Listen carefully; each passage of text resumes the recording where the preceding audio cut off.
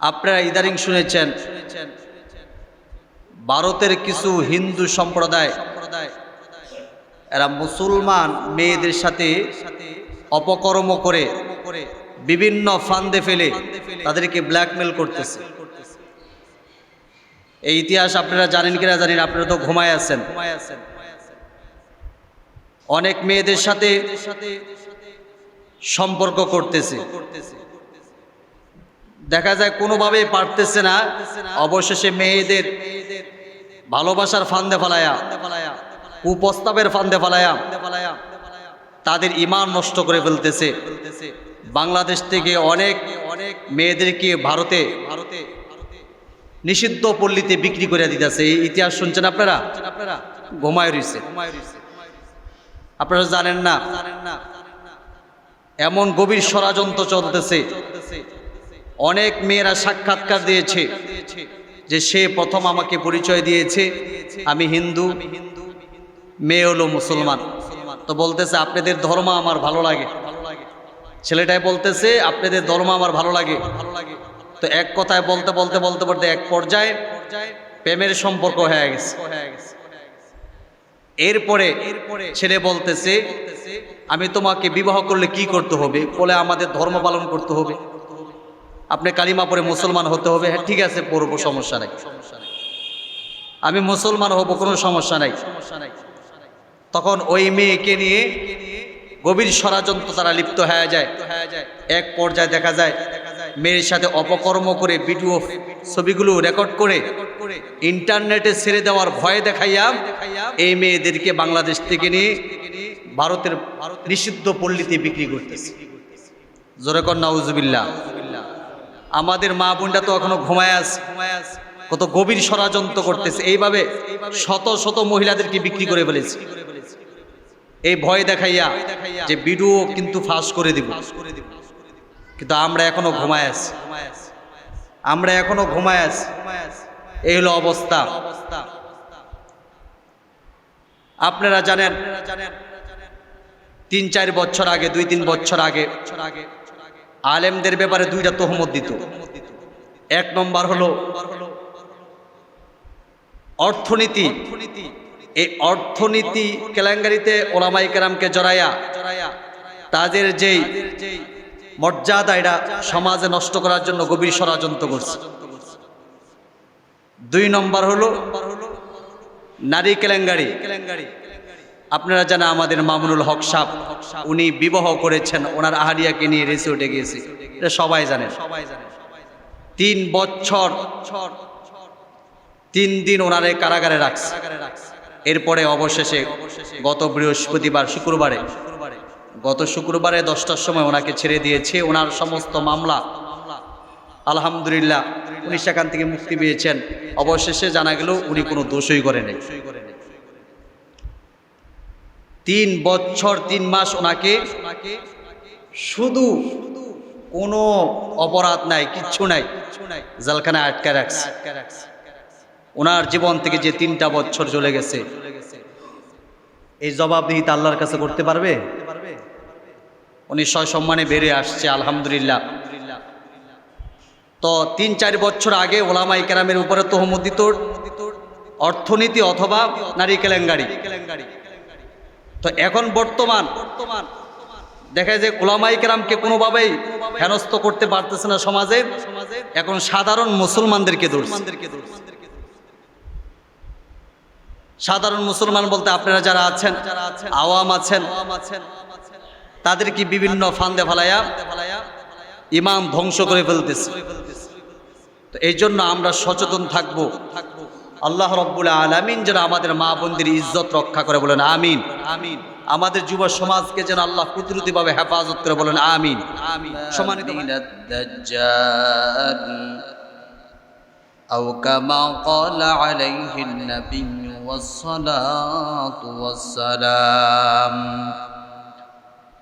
وقال رسول الله صلى الله عليه وسلم من قرأ سورة الكهف في يوم الجمعة أضاء له من النور ما بين الجمعتين أو كما قال عليه النبي والصلاة والسلام. صدق الله مولانا العظيم وصدق رسوله النبي الكريم، ونحن على ذلك لمن الشاهدين والشاكرين، والحمد لله رب العالمين. সকলে পড়ি বালাগাল উলা বিকামালিহি কাশাফাত তুজা বিজামালিহি হাসনাত জামিউ খিসালিহি সাল্লু আলাইহি। मोहम्मद ने आकर कुफ्र को मिटाया, कुफ्र को मिटा कर सदाकत बताया। बलगल उला बि कमालिही कशफत हसनत जमीअ ख़िसालिही सल्लु अलैहि। ला इलाहा इल्लल्लाह, ला इलाहा इल्लल्लाह, ला इलाहा illallah, la ilaha illallah, la ilaha,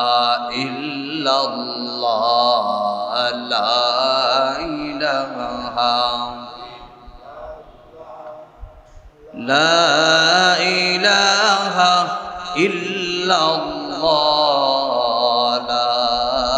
ilaha illallah, la ilaha illallah, la ilaha, la ilaha illallah, la ilaha, la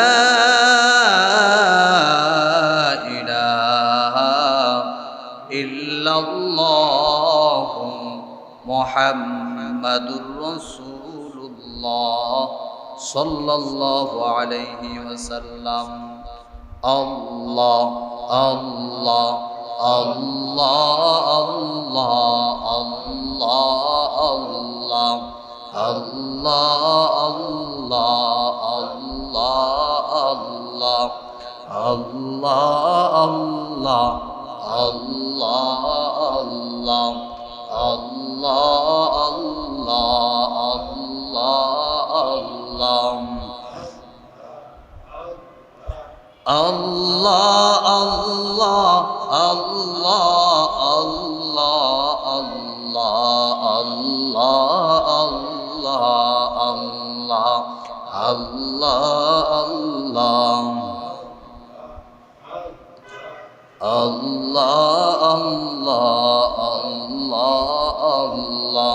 Allah Allah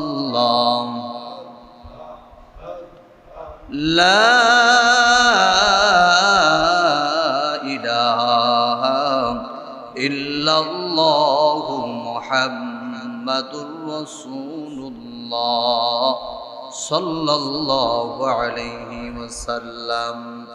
Subhanaka la ilma lana illa ma 'allamtana innaka antal alimul hakim. Rabbi shrah li sadri wa yassir li amri wahlul 'uqdatam min lisani yafqahu qawli. আলহামদুলিল্লাহ। সম্মানিত মুসল্লি ভাইরা, আল্লাহ রাব্বুল আলামিনের দরবারে শুকর আদায় করি যে আল্লাহ রাব্বুল আলামিন আজকে পবিত্র জুমার নামাজ জামাতের সাথে আদায় করার জন্য আল্লাহর ঘর মসজিদে আসার তৌফিক দান করেছেন। এই জন্য দিল থেকে মহাব্বতের সাথে আমরা আল্লাহকে রাজি এবং খুশি করবার জন্য শুকর আদায় করে নেই। সকলেই পড়ি আলহামদুলিল্লাহ। সম্মানিত ভাইয়েরা আমার,